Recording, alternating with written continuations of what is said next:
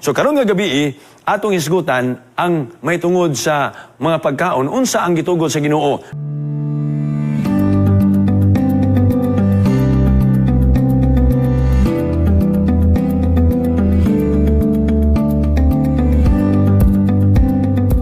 Karon nga gabi ato sugdan ang ato nga panagtuon may tungod sa maayo nga panglawas pinaagi sa pagampo. Magampo ta mga kapaglaom. Dios nga labing gamhanan nga naka sa trono sa kalangitan.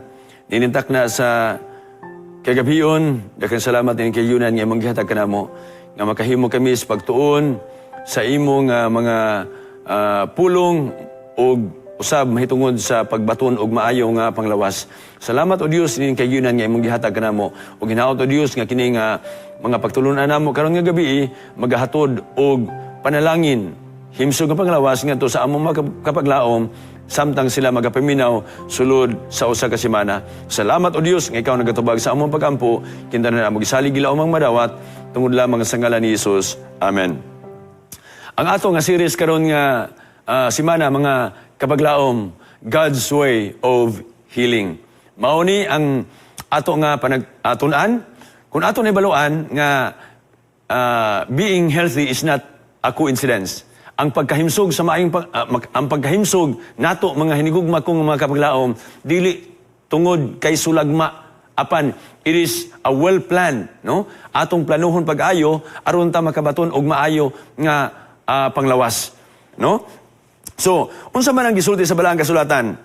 Nagaingon sa Romans chapter 12, verse 1, nagaingon dinhi, I beseech you, therefore, brethren, by the mercies of God, that you present your bodies a living sacrifice, holy, acceptable to God, which is your reasonable service. Kumusta ta mga kapaglaom? Ato ba nga na preserbar ang ato kinabuhi? Ato bang gihimo ang ato nga kaugalingon nga ingon nga living sacrifice, ingon nga halad nga kahimutan ato bangan sa Ginoo pinaagi sa ato nga maayo nga panglawas. Sa akong gingon karon nga gabi ato isgutan ang mahitungod sa nutrition or ideal diet nga giprescribe sa Ginoo alang sa iya nga mga katawhan. Ang ato lawas muayo ran ni siya sa iyang kaugalingon pinaagi sa ato nga lifestyle.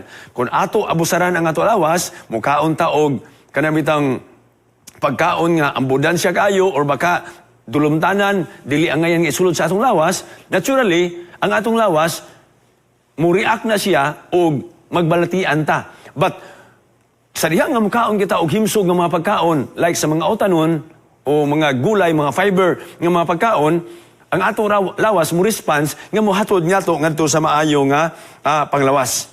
So, atong tun-an karon unsa ang gihatag sa Ginoo nga pagkaon sugod pagyud sa sinugdanan. So, kung muhisgot ang sinugdanan, unsa ang pagkaon didto tanaman sa Eden.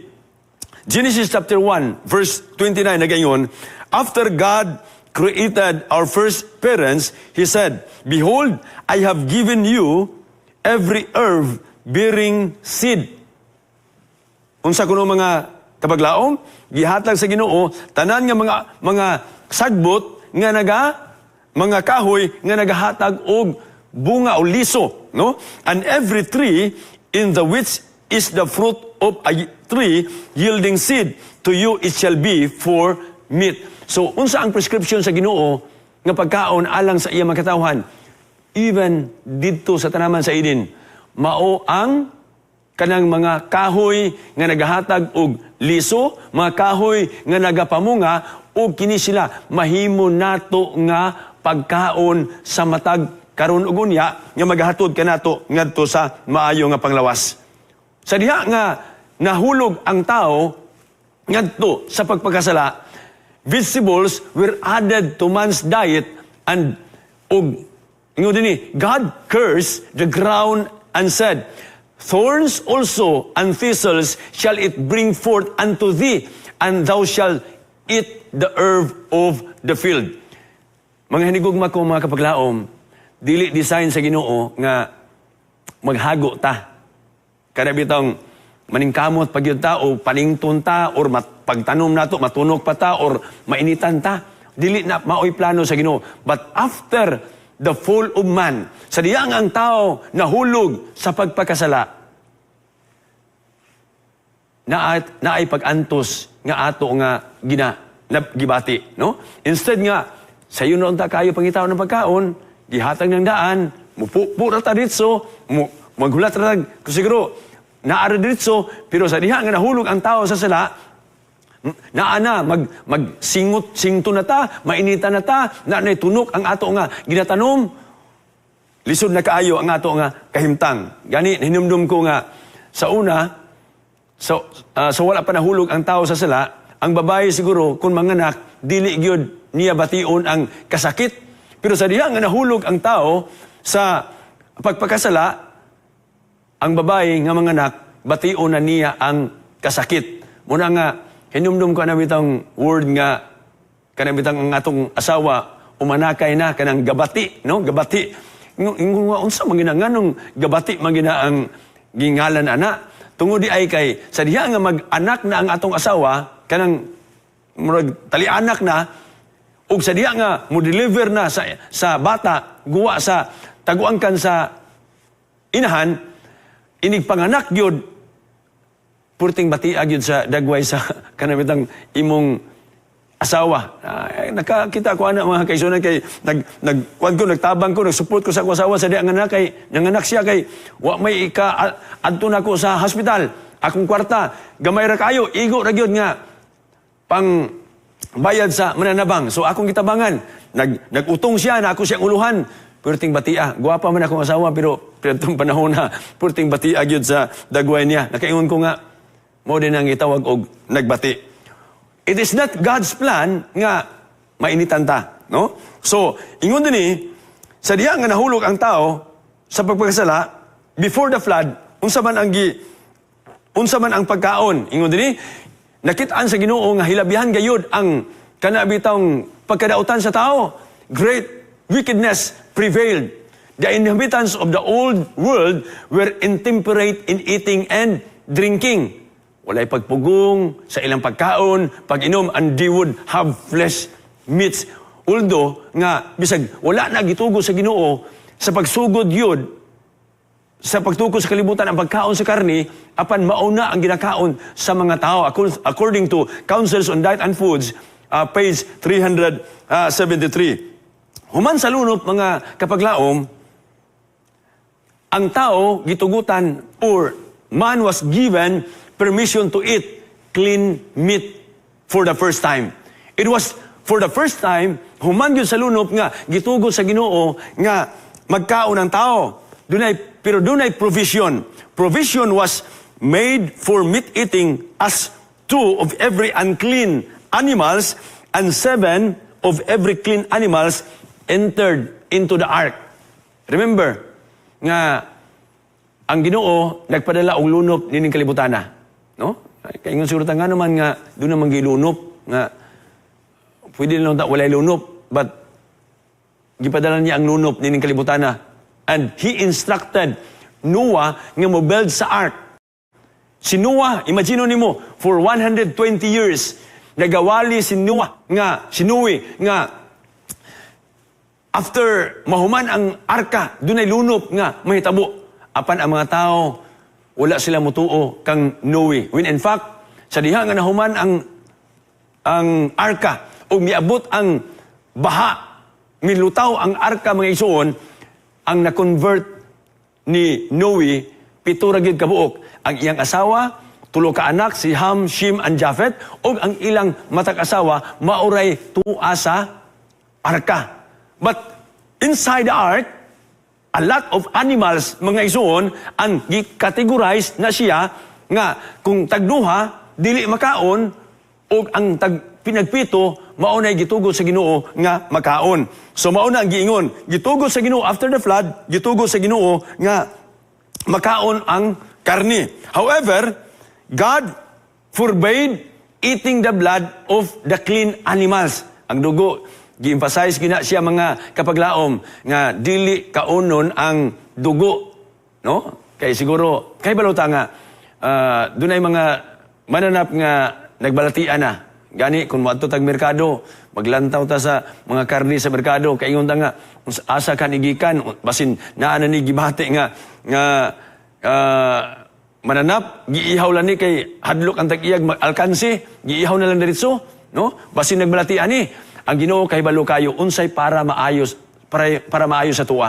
Dili niya ipakaon na dugo tungod kay balo siya kung unsa mo contaminate sa tuwa, dili niya gusto nga kita magbalatian. But flesh with the life thereof, which is the blood thereof, shall ye not eat. So wala niya gitugot ang pagkaon sa dugo mga kapaglaom.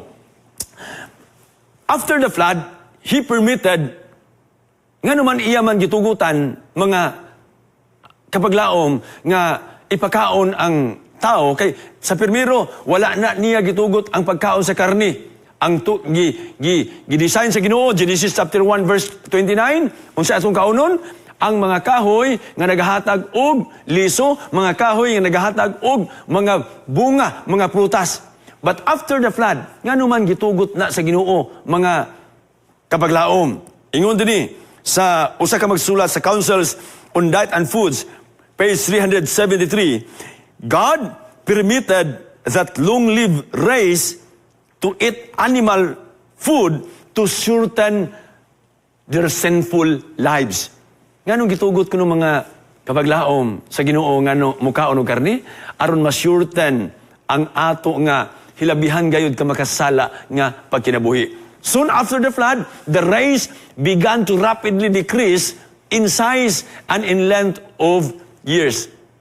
Kung imo tan-awon ang kasaysayan sa tibuok kalibutan, ang ilang edad sa una moabot og tag 900 years, and the oldest kanang pinakataas gyud nga si Metusela is 969. Pero after the flood, mga kapaglaom nagaubos ang edad sa tao. Gani kung imo lang taon ang Salmo 90 bersikulo 10 nga ang edad sa tao, ang average, mga kaigsunan, mga kapaglaom, naa na sa 70. 70 anyos. And if by reason of strength, kung nag-amping pa kita, atong ginakaon, mga healthy nga mga pagkaon, muabot ta og 80. Nag-exercise ba kata, muabot og 80. No? So, unsa ba ang ideal diet sa Israel? Unsa man ang ideal diet?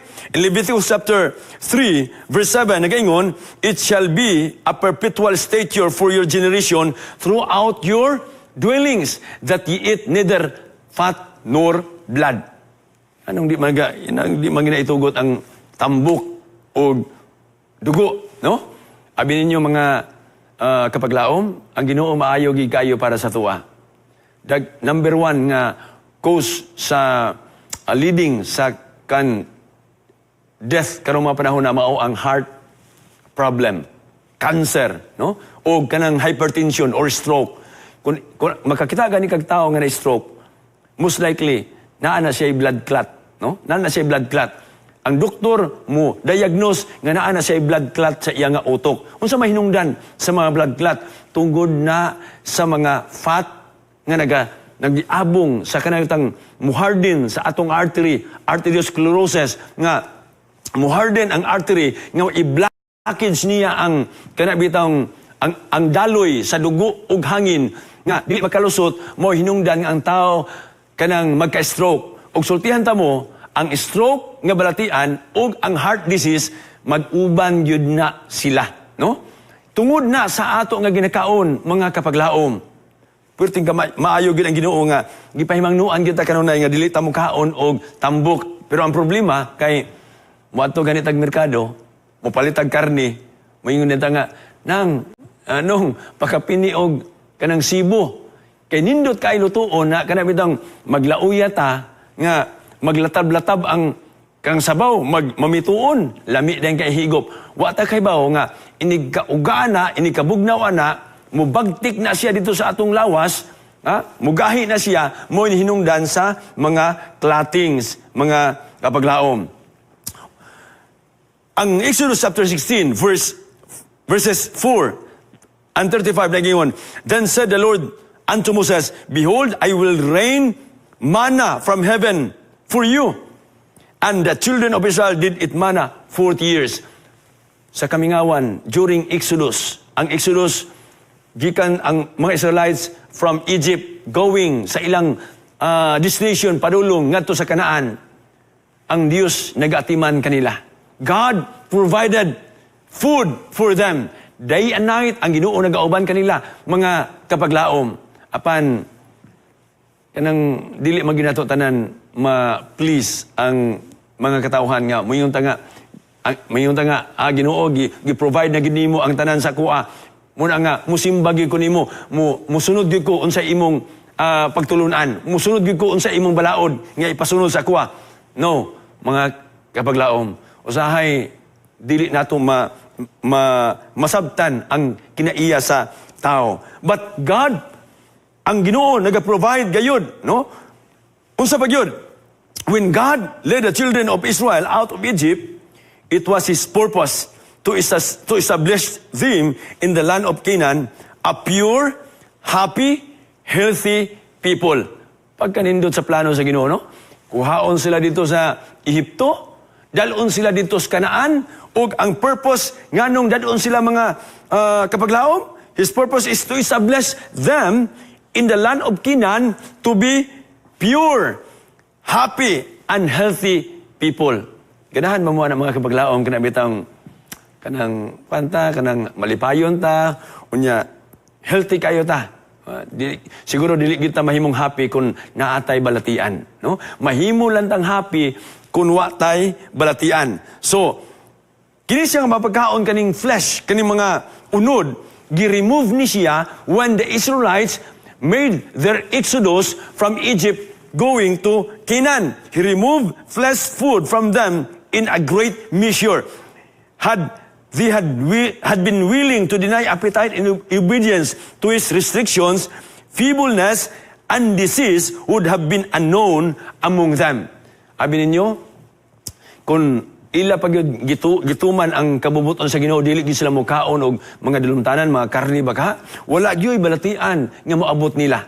In like manner, sa ato, kung ato ni siya i-cite sa ato nga panahunan karon, kung ang ato ragyong kaunon, kana bitaw mga healthy ragyong nga mga pagkaon, kana mga nutritious, kay sultihan ta mo mga kapaglaom, duha ra magina ka klase ang pagkaon, nutritious o delicious. Unsa man ang delicious? Ang delicious kanang kalderita, paklay, adobo, ice cream, chocolates, mga sugary kayong mga pagkaon, mga candies, muna siya mga delicious nga mga pagkaon. Unsa man ang nutritious? Ang nutritious, okra, kalabasa, string beans, kalamunggay, alugbati, mo na mga nutritious nga mga pagkaon. Now, asa man mo anak, mga kabaglaom. Abi ninyo, makaingon magutaw sa nga, mukaon gani taog utan, mukaon gani taog ka ng mga utan, kalamunggay, alugbati, moingon ta sa atong kugalion nga, pobre na kayo ta. Kaya naguna-una ta nga, ang pobre, ang kaunon, utan ragyod. Kay og dato pa lang ta, ang atong kaunon, kanang kalderita, adobo, paklay, mga unsa ba diya, Chicken Joy, McDonald's, maunay atong ginahuna nga kalanunon sa mga dato. But to tell you mga kapaglaom, ang mga dato karon, grabe na gid sila ka conscious sa ilang ginakaon. Ang uban, dili na mo kaon og karne, raw na nga mga pagkaon. Kay ilan ang huna-huna nga, kung mukaon sila og karne, magkakulon cancer sila, o kung magkukulon cancer sila, dali sila mamatay, kinsa may mo enjoy sa ilang kwarta, no? So, kung ato lang yung tumanon ang plano sa Ginoo, mga kabaglaom, wala gibalatian nga moabot sa tuwa. Their descendants would have possessed physical and mental strength. They would have had clear understanding of truth and duty, keen discrimination, and sound judgment. So, kinidi ay pagkaon sa mga nutritious nga mga pagkaon, muhatod nato ngadto sa maayo nga pangunauna, kanang clear judgment or sound judgment, unsa pa gyud masabtan nato kung unsa ang ipasabot sa atoa. Kung ato balikan ang kasaysayan sa kinabuhi ni Daniel, no?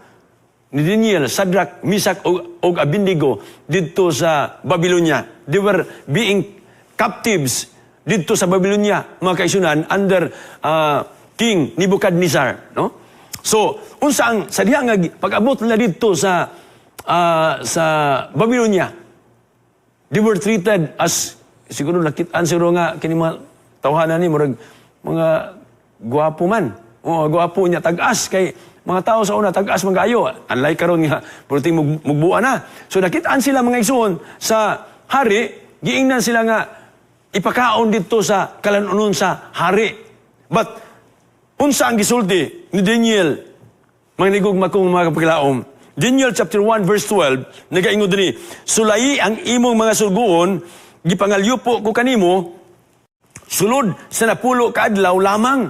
So ingon si Daniel, okay man ang mga pagkauna, pero sulay ninyo. Tagai lang ni og pagkaon niya mga utanon. Ano?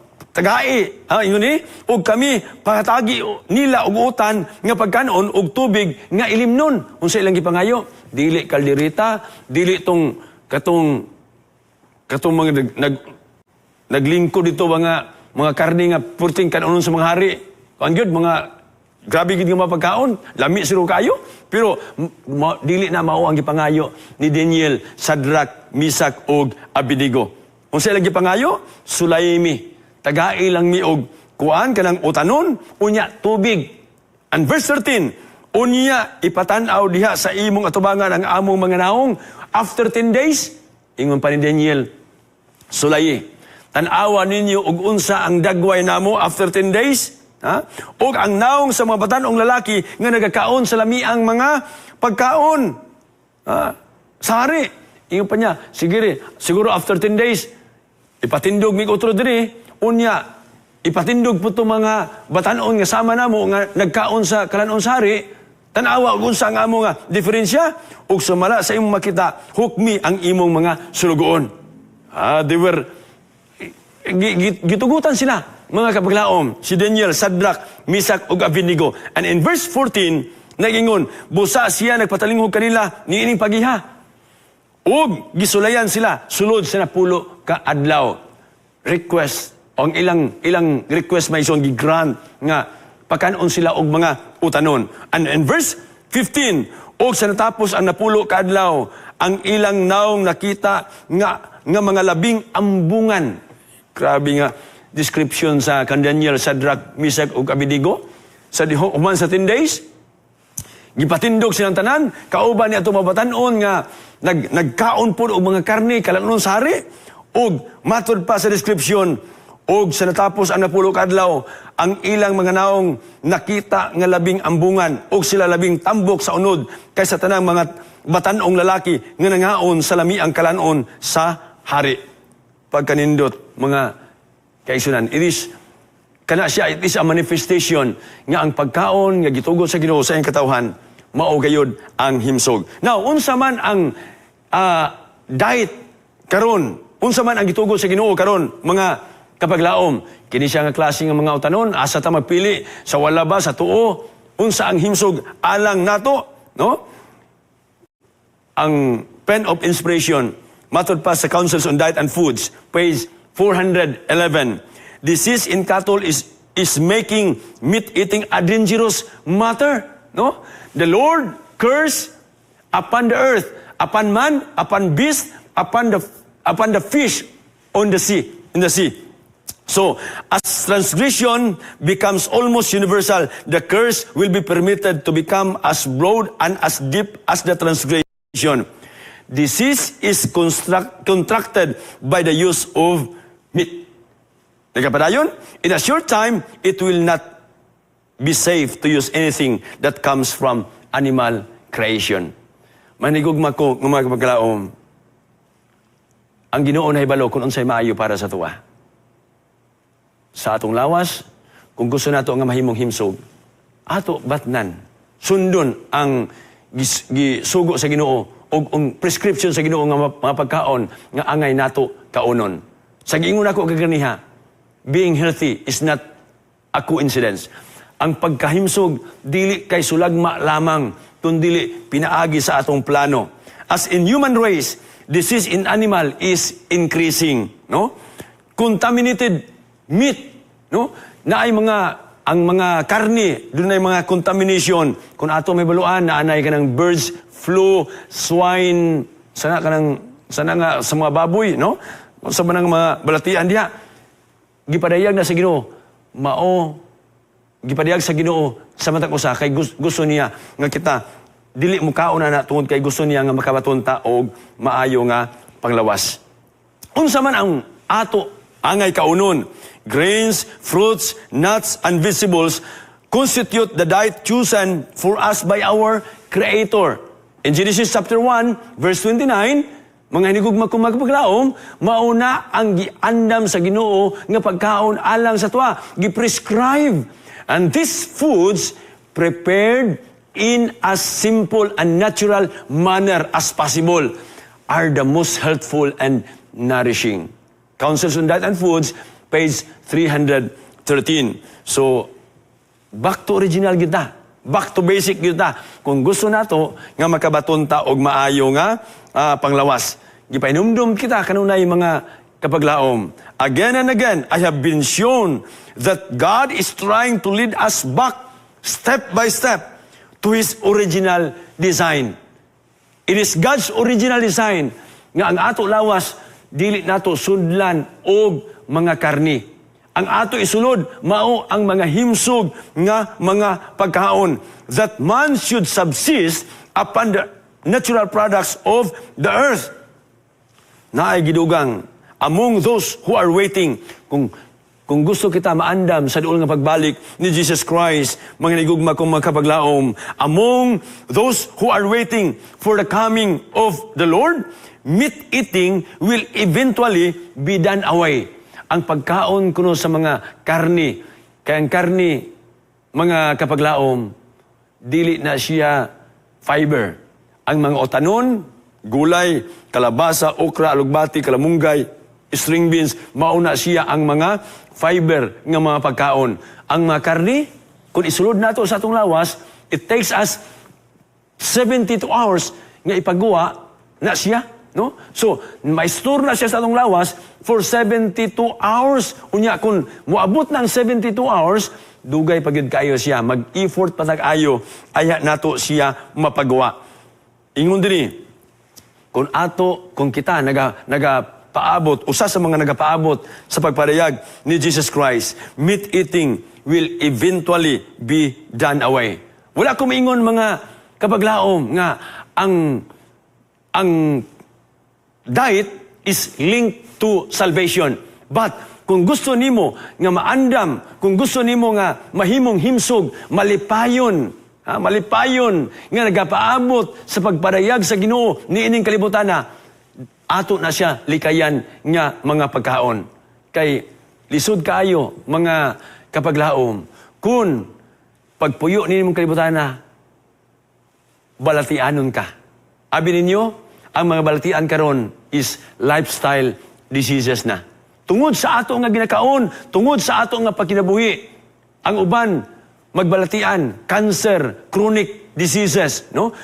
Dili gusto ang Ginoo nga mag-antos ta, nga magpuyo niining kalibutan na. Gusto sa Ginoo nga mosimba ta sa iya ha, malipayon ta, himsog ta, muadto tag simbahan, greet ta sa mga kaigsuonan, greet ta sa mga tao, sa atong silingan, sa atong ikauban sa opisina, nga malipayon, nga himsog ta, maunay plano sa Ginoo. Flesh will cease to form a part of their diet. We should ever keep this end in view and endeavor to work steadily toward it. So, ang atong direksyon, mga kapaglaom, sumala sa gingon sa Ginoo, God has instructed sa iyang manalag na, I have been shown that God is trying to lead us back step by step aron nga mabat na nato ang maayo nga panglawas. Flesh was never the best food. Counsels on Diet and Foods, 384. But its use is now doubly objectionable since disease in animals is so rapidly increasing. Flesh was never the best food. Dili gina siya mahimong the best mga kapaglaom. Sa atong kapanahonan karon, siguro makaingon ta nga ang malnutrition, maguna-una ta nga mauna siya ang hinungdan sa daghan kaayo nga mga balatian. But to tell you, mga kapaglaom, ang abundansya usab. Kana bitong daghan kay imong ginakaon, mauna siya hinungdan sa daghan nga mga balatian. Diseases caused by malnutrition are also serious. But today, most people suffer from sickness, from diseases caused by overeating. Kanang masubrahan bitaw og pagkaon. So, unsa man ang atong makuha nga lesson ini, mga kabaglaom. The lesson here presented is one which we would do well to ponder. Our danger is not from scarcity. Ang kakuyaw kuno, dili tungod sa kakulangon sa atong pagkaon, but from abundance. Kanang hilabihan na kadaghan sa imong pagkaon. Nga, atong mentality bitaw sahay, labi na Filipino, o bisan pag mga nasa gawas, mukaon ganita, usahay mahadlok ta nga mahutdan o pagkaon nila nag-birthday, mahadlok tag mahutdan, unya kay magkuha tagdaghan kaing pagkaon, kay mahadlok ta nga, inigbalik nato, sunod na tog linya, wa na pagkaon, hurot na, muna nga daghanon na tog pagkaon yun. O kasagara ra ba, kana mga party-party, dili yun i-held sa buntag, usahay, gabiin na yun, muna nga, kumukaon ganit tagdaghan, usahay daghan mga tao nga bangunguton, kung kay na nagrabe ang ilang pagkaon na sobrahan mga kapaglaom. So, the surplus food burdens the system and produces morbid, feverish conditions. It calls an undue amount of blood to the stomach, causing the limbs and extremities to chill quickly. And it lays a heavy tax on the digestive organs. And when these organs have accomplished their task, there is a feeling of faintness and languor. Kung masobrahan ang tao sa pagkaon, kayo usahay atong ipasulabi ang atong kahangul, no? Usahay atong palabian ang atong kaugalingon nga mukaon, nga murag wa nay ugma, musa gikinahanglan yun. Doon na tayo suito, niya na kanang may tungod sa temperance. Unsay atong himuon, aron makapugong ta, mga kapaglaom. When we overeat, our digestive system becomes overworked. So unsa man ang kinahanglan nato? Kinahanglan may baluta unsang pila ka calories ang ato gikinahanglan sa ato lawas. Sa mga lalaki, 2,500 every day nga calories. O sa mga babae, 2,000 ang calories nga gikinahanglan. So, mauna, adult women needs 2,000 calories of nutrition per day. Asa man nato magkuha ang calories? Mga calorie sa atong ginainom, atong ginakaon, o sa snacks, no?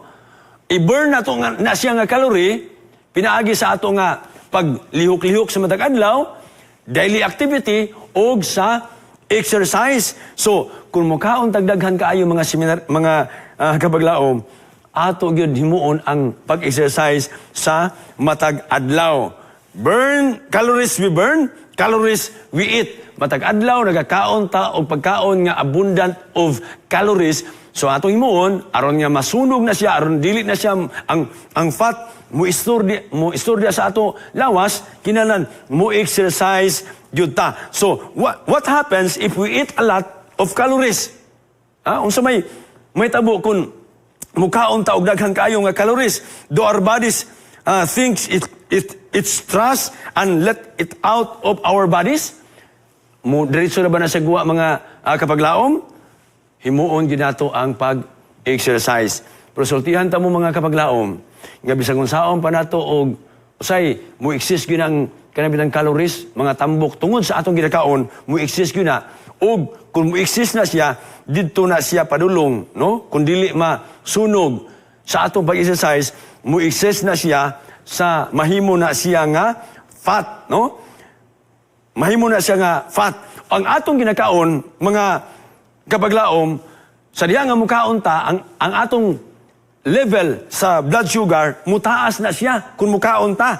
Then, ang atong pancreas, nga maoy receptor na siya, mo na siya ang mo produce og insulin nga ang insulin mo na sa giyawi nga musulod dito ang mga glucose nga gikinahanglan sa ato nga selula sa matag adlaw. Unya ang every cell then accept as much as glucose nga iya nga gikinahanglan. Unsa may metabo mga kapaglaom kung masubrahan o kana bitang calories, glucose, kanang sobra ka tamis baka ang atong ginakaon, sobra nga tambok. Unsa man ang mahitabo?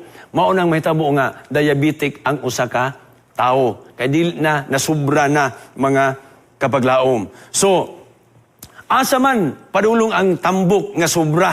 Kung inyo makita din sa ulagway, nga sa mga babae, sa mga babae, sigara ang mga tambok mo istor na siya sa, dapit din sa ilang breast, din sa tiyan, o din sa paa, o sa lubot. Diha, kasagara, gyud nga maistor ang mga tambok, muna nga kung ingaunon kay taog mga pagkaon nga, mga tambok, mga sweets nga mga pagkaon, dali kay ta mutubo, dali pud mo dako ta, mga babae.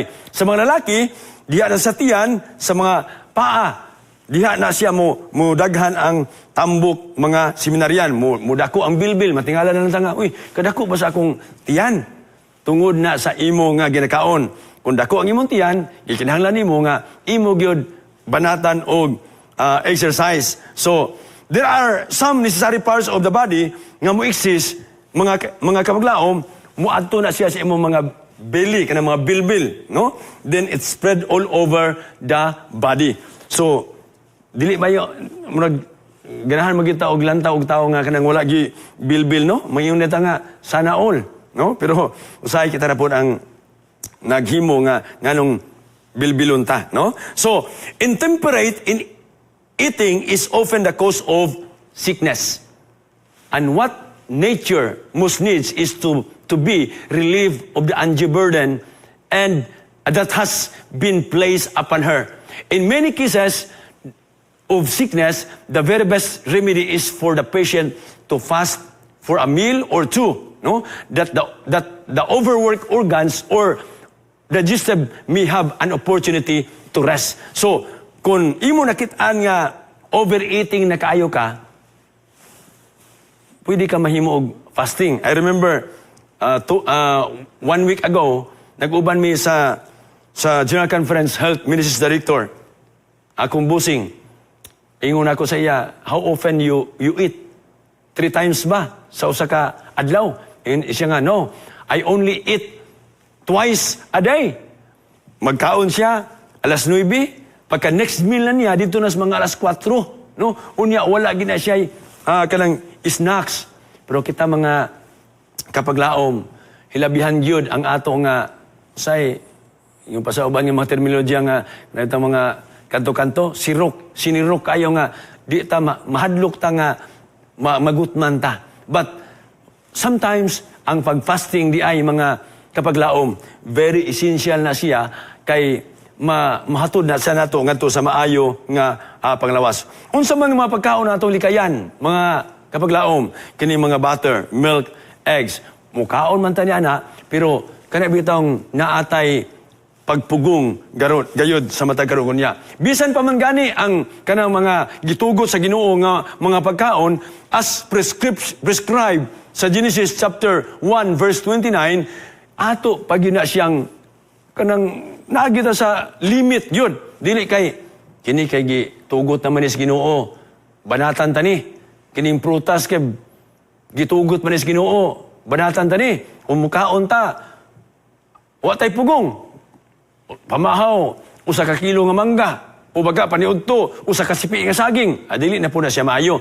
Be temperate in all things. Bisag gitugot na siya, anything good, kung masubrahan mga kapaglaom, dili gyud na siya maayo, no? So dili gyud maayo. So, unsa man ang gisulti sa balaang kasulatan, Exodus chapter 15, verse 26, if you diligently heed the voice of the Lord, kung magapatalingog ka sa masingkamuton gayud sa tingog ni Jehova nga imong Dios, ug magbuhat ka niadtong matarong sa iyang mga mata, ug magpatalinghog ka sa iyang mga sugo, ug magabantay sa tanan niya nga tulumanon, walay bisan unsang sakita nga gipadala ko sa mga Ehiptohanon nga ipadala ko kanimo, kay ako mao si Jehova nga magaayo kanimo. Mga nigugma ko mga kapaglaom, ang Ginoo naa siya'y loss of health. Kung naa siya'y 10 Commandments nga gipadayag niya ngadto kang Moses dito sa bukid sa Sinai, God is also revealing to us His laws of health nga aron nga makabaton ta ug maayo nga panglawas. In Deuteronomy chapter 7 verse 15 nagaingon, og pagkakuhaon ni Iuba, kung kita magamatngon sa kabalawranan sa Ginoo, kung kita mutuman sa iyang sugo, mga kapaglaom, pagkakuhaon ni Iuba, gikan kanimo ang tanang balatian. You see? Mauna ang saad sa Ginoo. And God is faithful sa iyang saad, mga kapaglaom. He is faithful.